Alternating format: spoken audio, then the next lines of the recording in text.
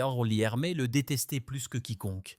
Harley est né Ronald Leamy le 24 mars 1944 à Emporia, Kansas. Ayant grandi dans un foyer ouvrier, Mai était connu dès son plus jeune âge pour son esprit agité et son attitude volontaire. Ses traits de caractère, tout lui causant parfois des ennuis à l'adolescence, l'ont également parfaitement préparé à la carrière militaire qui allait définir une grande partie de sa jeune vie d'adulte.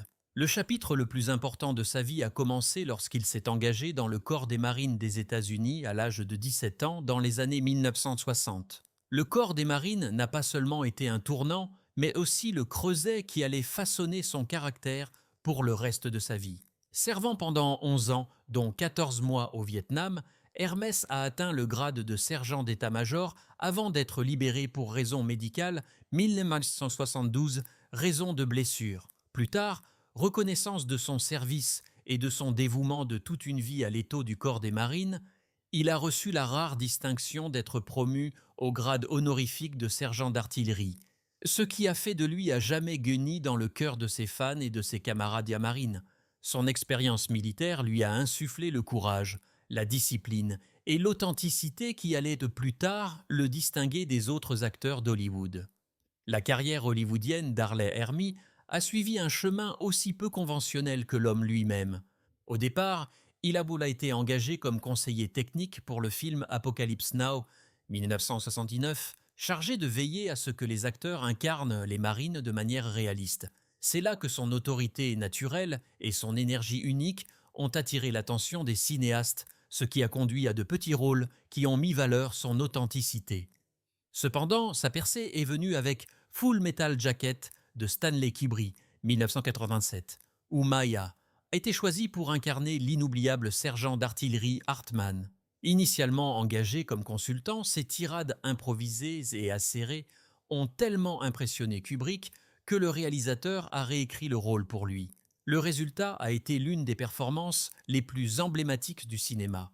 Un rôle qui alliait la précision militaire réelle à l'intensité théâtrale, lui valant une nomination aux Golden Globes et cimentant sa place dans l'histoire du cinéma. Son interprétation de Hartman était plus qu'un simple jeu d'acteur. C'était une extension de sa propre identité de Marine Corps, et le public pouvait sentir son authenticité.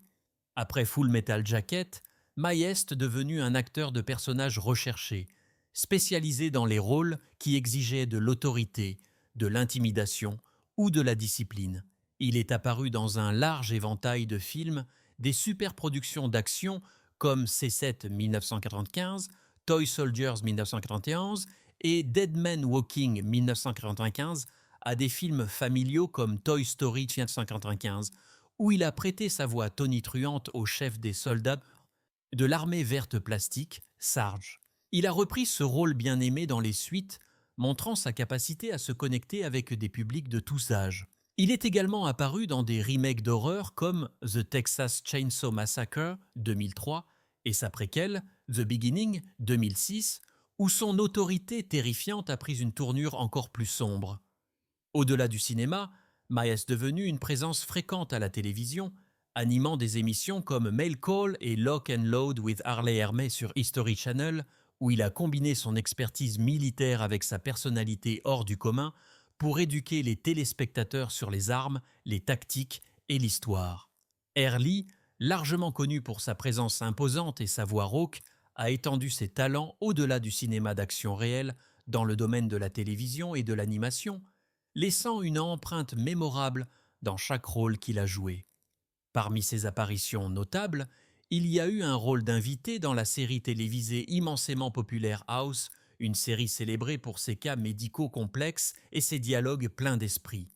Dans cette série, Mee a apporté son intensité et son attitude autoritaire à l'écran, donnant à son personnage une présence qui a fortement résonné auprès du public, même lors d'une apparition limitée.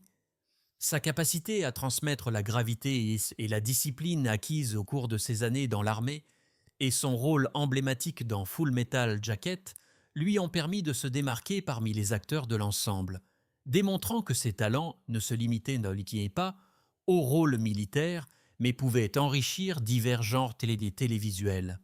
Mai est également devenu une figure fréquente et appréciée dans l'animation, où sa voix distinctive se prêtait parfaitement au personnage hors du commun.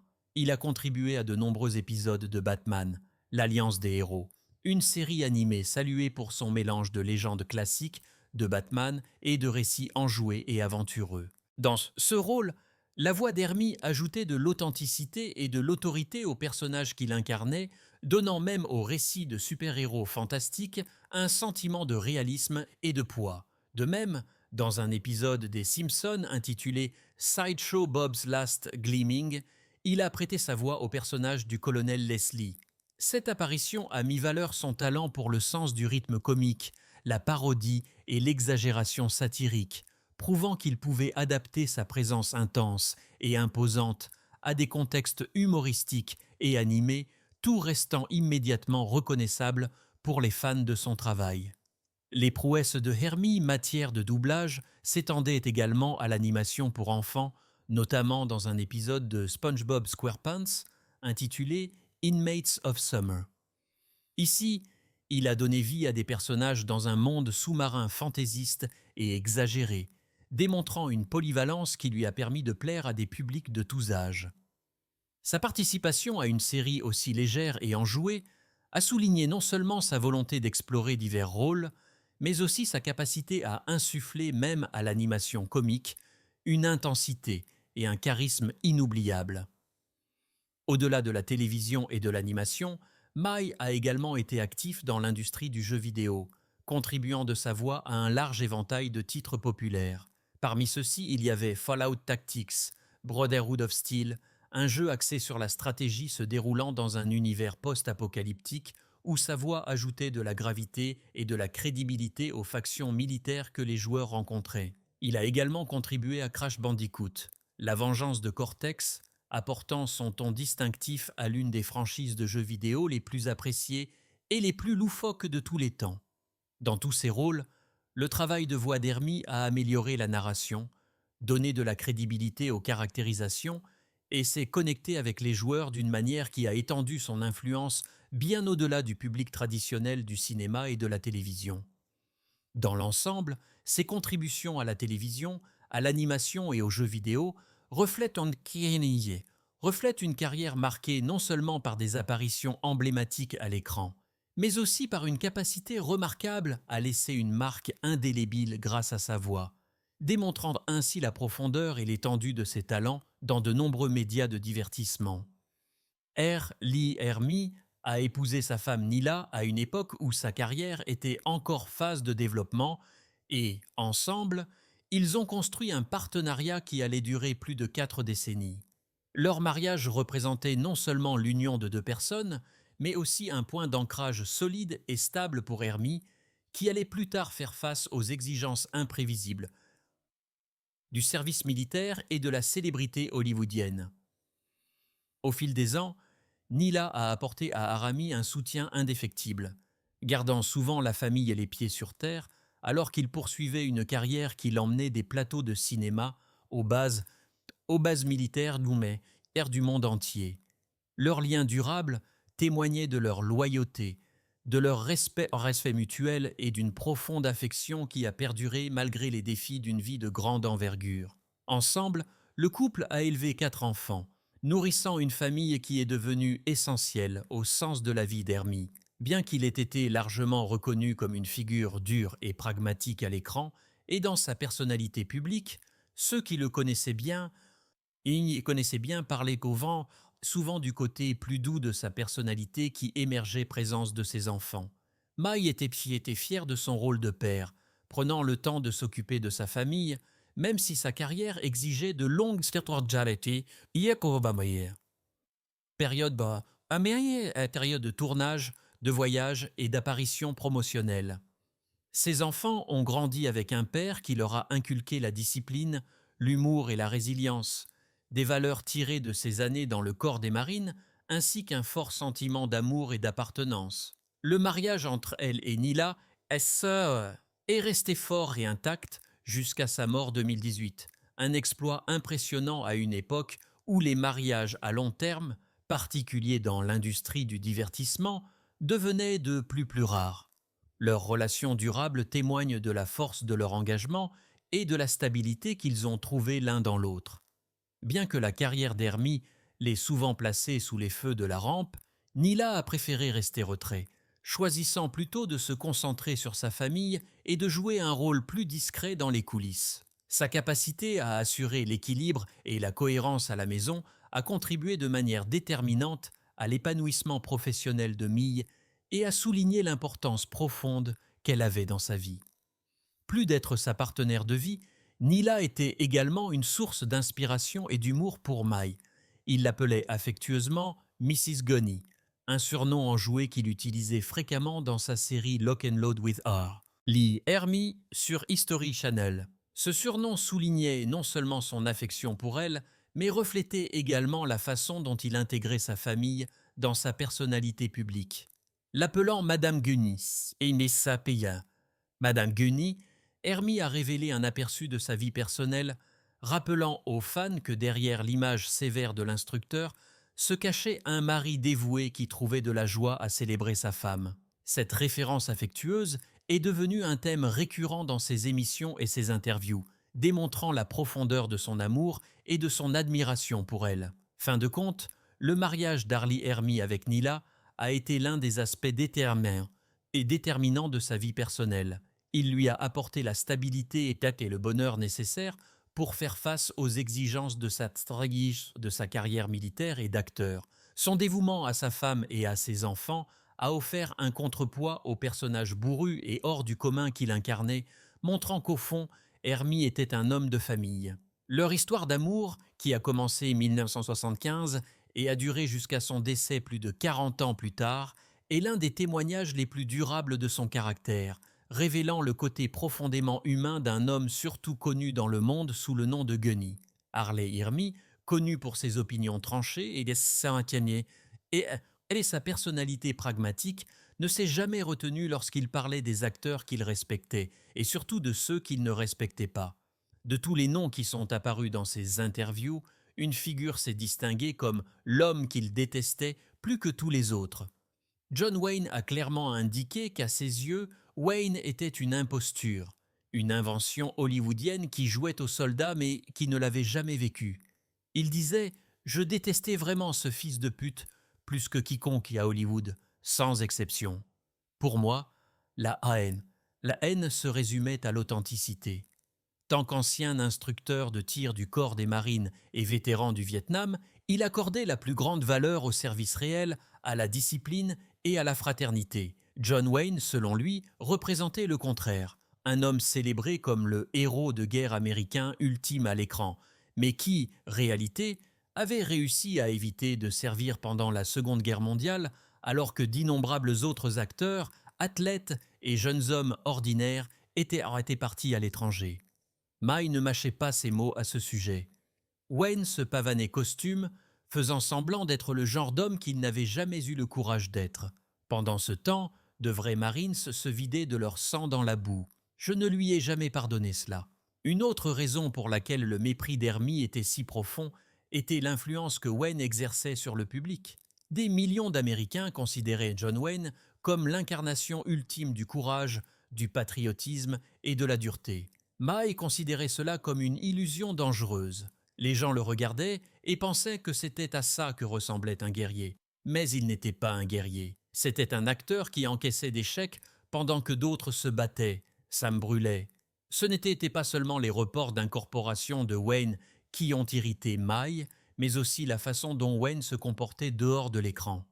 Mai avait souvent l'impression que Wayne croyait à son propre mythe, se promenant comme s'il était vraiment l'indomptable héros de guerre qu'il incarnait dans les films. Pour moi, c'était la plus grande insulte de toutes. Je peux respecter un homme qui dit « Je ne suis qu'un artiste ». Bon sang, Bob Hope n'a jamais prétendu être un soldat, et j'adore ce type. Mais Wayne, il gonflait sa poitrine, parlait de devoir et de sacrifice, tout s'assurant qu'il n'ait jamais à y faire face lui-même. C'est de l'hypocrisie à son paroxysme. Ce qui rendait son dédain unique, c'était à quel point il sonnait personnel et passionné chaque fois qu'il parlait. Mai ne se contentait pas de ne pas aimer John Wayne, il bouillonnait littéralement de colère chaque fois que le nom de Wayne était mentionné. Il le dénonçait nommément, sans se cacher derrière de vagues références. Vous pouvez imprimer ça, je me fous. John Wayne était un lâche, un imposteur, un symbole de ce qu'Hollywood veut que l'Amérique croie, mais pas de ce qu'est réellement l'Amérique. Même des décennies après la mort de Wayne, l'amertume d'Hermie ne s'est jamais adoucie. Ces mots portaient pour la piqûre de quelqu'un qui se sentait trahi non seulement par l'homme lui-même, mais par le système qui a élevé Wayne au rang de symbole national. Il y a eu de vrais héros de la Seconde Guerre mondiale, des hommes qui ont tout donné. Et pourtant, nous avons vénéré un acteur qui se foutait. C'est ce que je n'oublierai jamais. Wayne n'a jamais payé sa dette. Et pourtant, on se souvient de lui comme s'il l'avait fait. C'est le genre de choses qui me fait bouillir et y fait bouillir le sang. Fin de compte, la haine d'Hermie pour John Wayne ne concernait pas seulement un homme. Il s'agissait de ce que Wayne symbolisait pour lui, la glorification de la guerre sans sa réalité, la célébration d'une image au détriment de la vérité et la trahison de tous les vrais militaires qui portaient les cicatrices de la bataille. Pour moi, il n'y avait pas de plus grande offense que de prétendre être quelque chose que l'on n'avait pas mérité. Dans mon livre, John Wayne était la plus grande imposture qui ait jamais traversé Hollywood. Je le détestais plus que quiconque, et je me tiendrai à cela jusqu'à ma mort. Harley Hermy, l'acteur emblématique et ancien instructeur de tir du corps des marines des États-Unis, est décédé dans un hôpital de Santa Monica, Californie, le matin du 15 avril 2018, à l'âge de 64 ans. Son décès est dû à des complications liées à une pneumonie, une affection respiratoire grave qui peut être particulièrement dangereuse pour les personnes âgées et qui, dans le cas d'Hermie, a été exacerbée par ses problèmes de santé antérieurs. Cette perte a marqué la fin d'une vie remarquable qui avait été définie non seulement par sa légendaire carrière au cinéma et à la télévision, mais aussi par ses années de service militaire, son travail inlassable de défense des anciens combattants et sa capacité unique à apporter authenticité et intensité à chaque rôle qu'il a joué. Le décès de l'acteur a suscité un profond élan de deuil et de souvenir de la part des fans, des collègues et des communautés militaires, reflétant le respect et l'admiration généralisée qu'il avait suscité au fil des décennies. Connu pour sa présence imposante à l'écran comme à la ville, sa mort a été ressentie non seulement comme la perte d'un artiste bien aimé, mais aussi comme le départ d'une figure devenue un symbole de discipline, de courage et de dévouement au service. Les funérailles d'Hermie ont eu lieu au cimetière national d'Arlington, l'un des lieux les plus sacrés du pays, le vendredi 18 janvier 2019. Cette cérémonie, qui s'est déroulée plusieurs mois après sa mort, a permis à sa famille, à ses amis, à ses camarades marines et à ses fans d'honorer sa mémoire dans un cadre qui soulignait à la fois son service militaire et son héritage durable.